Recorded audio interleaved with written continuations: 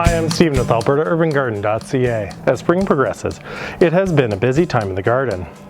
I've continued to plant cold-hardy crops such as peas, beets, carrots, and radish in the garden under limited cover.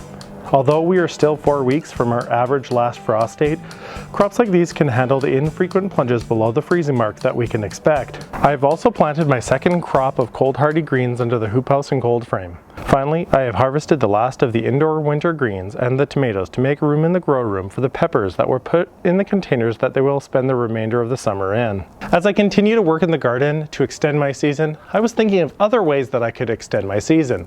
And the answer became very apparent one day as I was moving my figs and mini grapevine outside for the day. None of these perennials are hardy to my zone, however they all do grow well in containers, so I overwintered them in my insulated attached garage that rarely drops below 10 degrees Celsius or 14 Fahrenheit. As the temperatures warmed up, I noticed the figs were breaking dormancy, so I sent them outside on the days that the temperature was expected to stay above the freezing mark. This got me thinking about containers. Containers are a wonderful way to grow a lot of food, and the best part is they're small and mobile, so they can be placed on something like a patio, balcony, or deck. Using the principles of growing food under cover, I will simply swap the hoop house and cold frame for the protection of my garage and get some of my crops started much earlier than I would traditionally outside. This should allow me to harvest faster and in some cases even harvest 2 crops in my Zone 3 garden. I've started this method 4 weeks out from my average last frost date. I chose to start now, as in my area, by this time, when I leave the house at 6:30, the air temperature is more often above the freezing mark than below.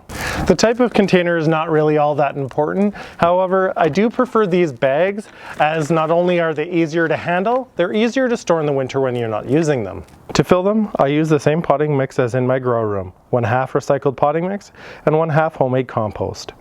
I usually fill the containers nearly to the top, allowing for some settling. Where I can hill or mound, such as potatoes, I will fill it 3/4 of the way full to leave me some space. There are many crops that do well in containers, especially in cooler soil temperatures.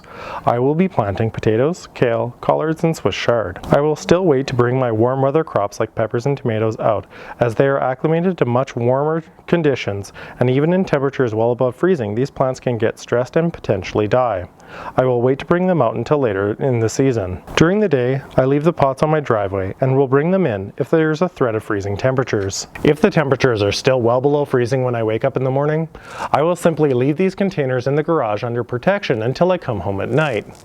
Infrequent restrictions of direct sunlight paired with the slower growth habits when there's cooler soil temperatures will likely result in limited harm. If you don't have access to a garage, most of these cold hardy crops will do perfectly fine overnight in a shed or even just underneath a container as long as the plants are small. If permitted, you could even bring them inside your home. The advantage of this method goes past just starting your crops a little earlier and extending your harvests.